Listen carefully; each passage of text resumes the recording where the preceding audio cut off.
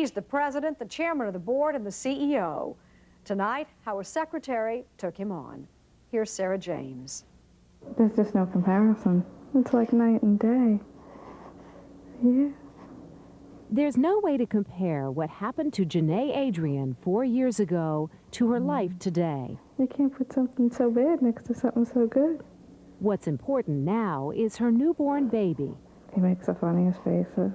But not long ago, she was in a bitter battle against a major corporation and its powerful boss. It all started here at Dell Labs when Adrian was promoted to executive assistant to the CEO.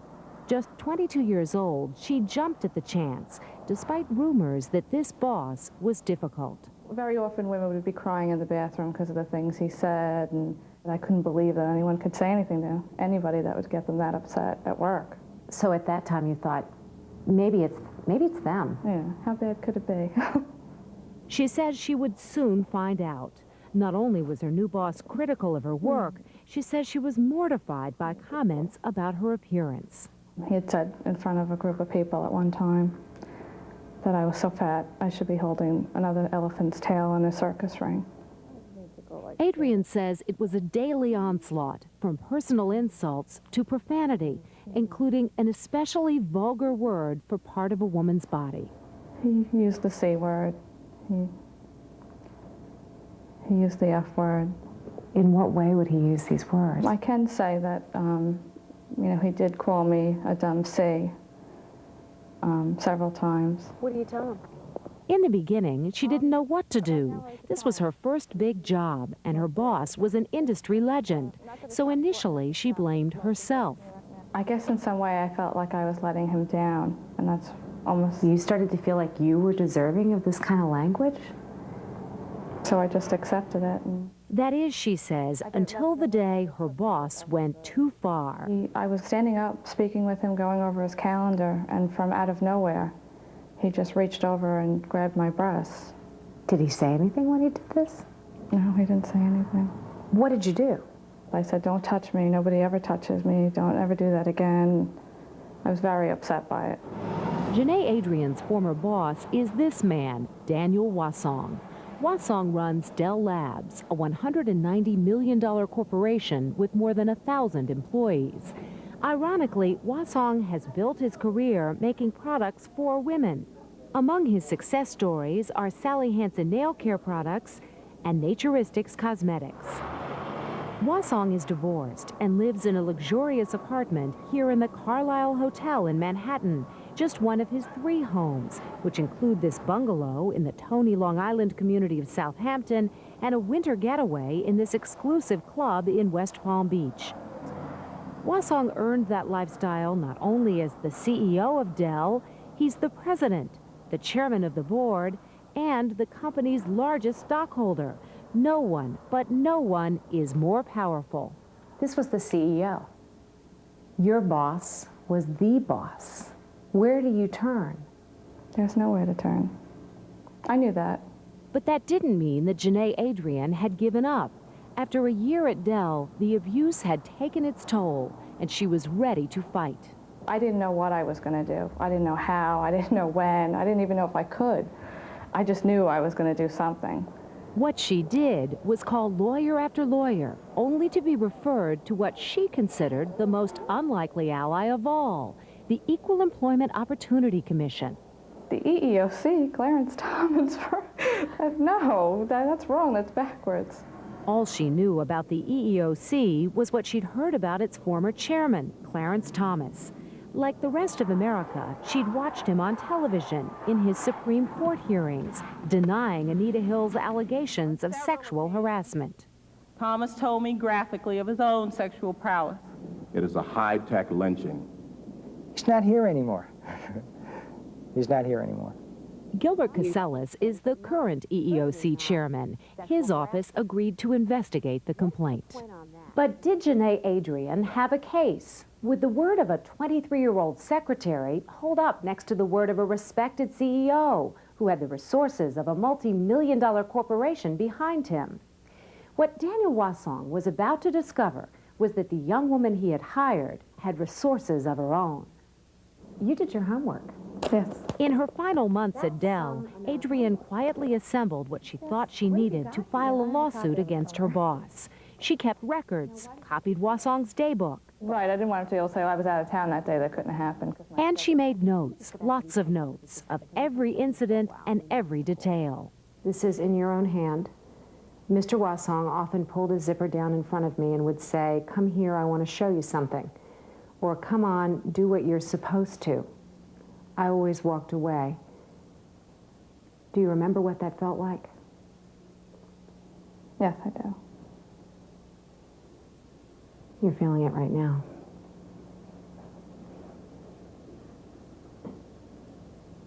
What are you thinking? I guess it was just part of the degradation that I felt. That pain and humiliation, Janae Adrienne says, motivated her to work even harder. She says she suspected that what had happened to her had happened to others, but to how many? After dozens of telephone calls, her detective work would pay off. In the months to come, a steady stream of former Wasong employees would come forward.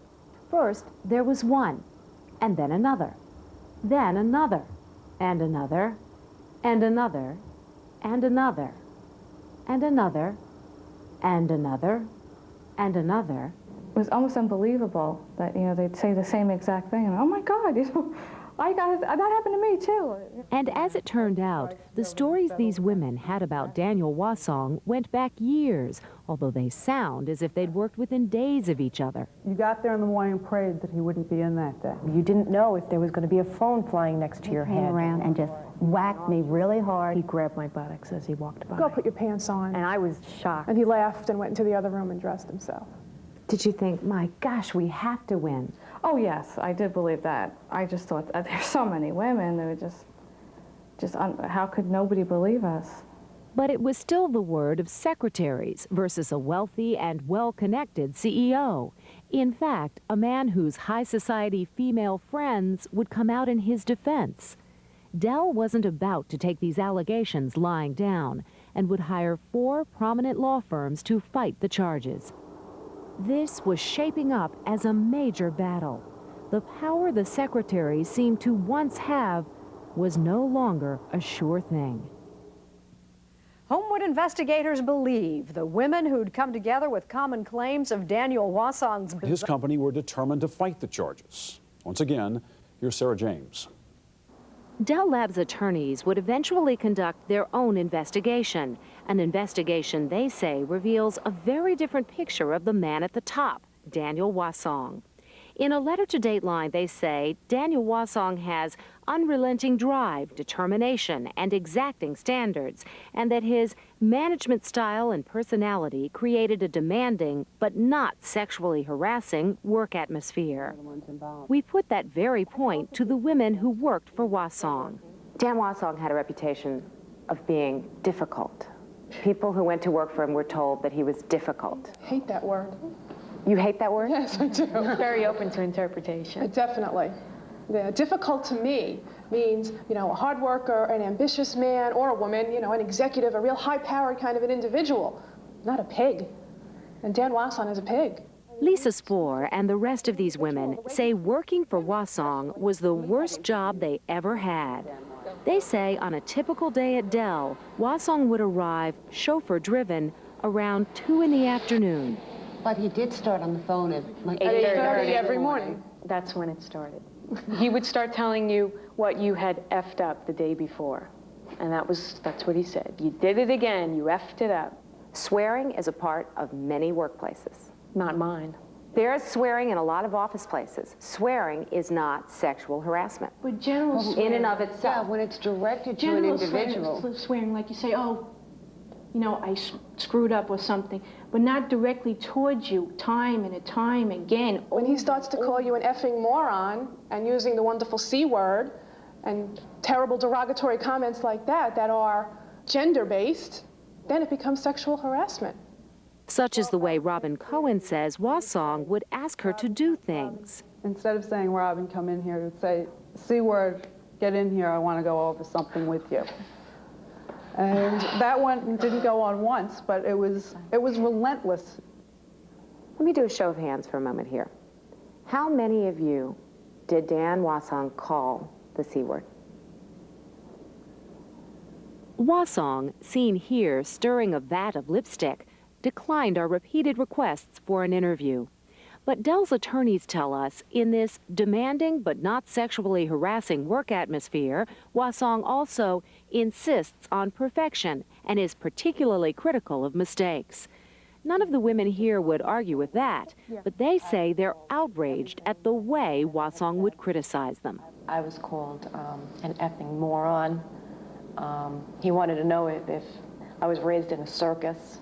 That I was stupid, that how was I raised, what kind of parents did I have to raise someone like me? Aren't you done with lunch yet? Haven't you looked in the mirror lately? Right. You don't need lunch. Do you think that he made comments about weight ever to men? Oh, no. Never heard it. No. How about his tirades? Were they directed at men too? Did he call them you effing moron? Not that I've seen, no. I never witnessed any. The tirades I witnessed were against women. By law, the EEOC must investigate all claims of sexual harassment before it takes any legal action. Investigators there say they found story after story of lewd behavior that went all the way back to Wasong's early days at Dell. When Susan Lewis worked at Dell, Wasong was only a vice president. I was 19, and we were a group of young secretaries, and he would walk around the office scratching himself, adjusting himself. That was in 1965. That's right, 30 years ago. Susan Lewis says back then, they didn't know what to call his behavior. I guess if he was being sexual, it was lost on us. We were just very young and innocent at that time, and we used to laugh and say that he must have fleas. We were going to put a can of flea and tick spray on his desk for Christmas or something, you know. But Lewis, who posed for ads for Dell products, says even back then, she knew when Wasong was over the line. One day I was at the files, and my back was to him, and he came around and just whacked me really hard on my rear end and said, "You're getting fat." And then he just laughed. 4 years later, in 1969, Wasong was promoted to Chief Executive Officer. Colleen Wright was Wasong's executive secretary 13 years later. I went in blind. I had been placed by an agency, told that I'd be working for somebody difficult. And I was going to conquer the task, you know. It was 1982. At the time, she was a single mother supporting 2 young children. He'd say, well, you know, your job would be a lot easier if you would just, you know, go along with what I want. What did he want? He would say, I have some friends coming over tomorrow night, why don't you come? We'll be here at 8 o'clock. I'm like, no. 8 years later, in 1990, Lisa Spohr took the job. He gets up, walks around from behind his desk, takes the pocket calendar out of his jacket, which was laying on the chair, puts it in his hip pocket, and tells me to get it out. Go get it. That's right. He did that with me also. Retrieve it from his pants pocket. I told him I would not do it. Robin Cohen followed Lisa Spohr. My story was the open fly story also, which I think happened to a couple of us. New to the job, at first Cohen says she gave Wasong the benefit of the doubt. Maybe the man forgot to zip his fly. But when it happens to you 3 times in 9 days, you begin to wonder if it's not an accident anymore. And Mary Dixon was working for Wasong when the lawsuit was filed in 1992. When we were cleaning up after lunch one day, I walked by the bathroom, and there he was urinating with the bathroom door open. Was it an accident? No, this was all the time. He never closed the bathroom door. That happened Never. to me too. I had the same experience. Did you say anything to him about it? No, I just did an about face and walked away. But why not? I mean, this is so inappropriate. Tell him when he calls you the C word, you're across the line, buddy. How dare you? Why was it so tough to speak up to Dan Wasong? Because even when you did say something to him, he turned around and told you, if you don't like it, leave. One of the things that you think is that it will end, and you will be the one to change this person somehow by doing excellent work, and you keep seeking approval. You were afraid of what he was going to do to you if you said something to him. There was so much fear in that office. It was incredible. You were afraid of him. He was the chairman, president, and CEO when I worked for him. So where are you going to go? That somebody doesn't report to him, that somebody doesn't have their paycheck or their raise signed off by him. Some of these women worked for Wasong longer than others. Mary Dixon, the longest of all, 19 months.